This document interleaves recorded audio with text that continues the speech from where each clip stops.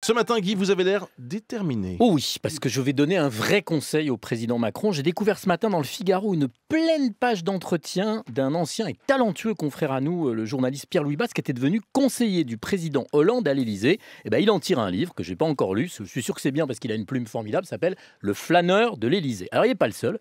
Le journal du dimanche rappelle que d'autres conseillers du président Hollande sortent des livres. Patrice Biancone, qui conseillait à Valérie Trierweiler, vient de sortir La malédiction de l'Élysée.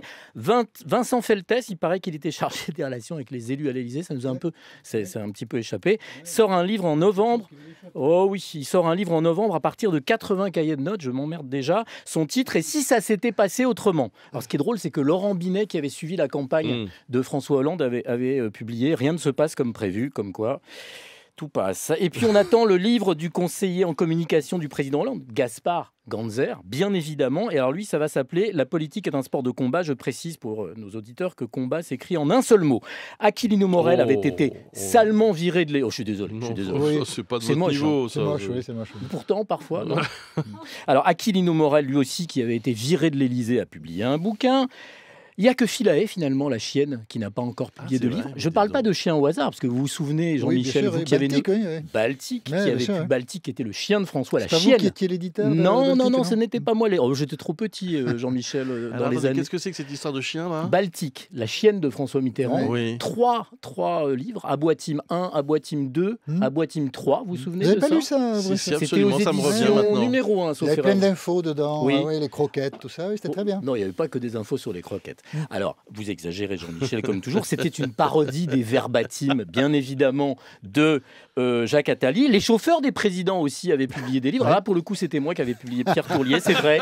Tourlier, mais il était bien ce bouquin. Il était formidable, ça s'appelait Conduite à gauche. Et puis, il y avait aussi Jean-Claude Lomont, le chauffeur de Chirac, Les confessions des proches. Vous savez quel jour il est paru, le livre Jean-Claude Lomont? Le 10 septembre 2001. La veille du 11 septembre. Je suis grillé, alors qu'il y avait plein d'infos dedans. Absolument. Et on n'en a pas parlé du tout. Tout à fait raison.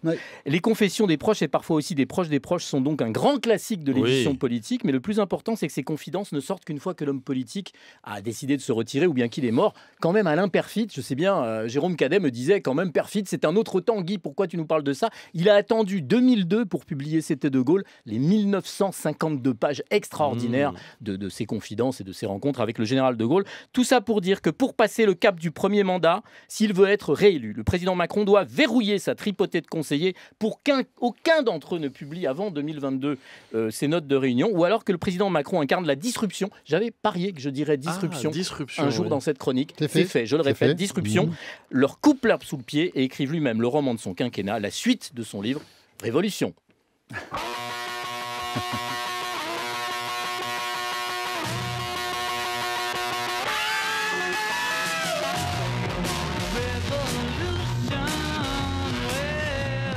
Je suis sûr qu'il adore les Beatles, président Macron. Mais attendez, vous avez oublié encore un livre à paraître? Lequel? Celui de François Hollande. Oui, est-ce que c'est sûr? Non, mais bon, si, je pense presque. Je crois qu'il mais en même temps, oui. on n'est jamais si bien servi que par soi, mais c'est ça. normal que le président écrive. Ouais. Là, les conseillers, c'est autre chose. Votre dicton du jour? À la Saint-Hermann, halte aux conseillers, graphomane.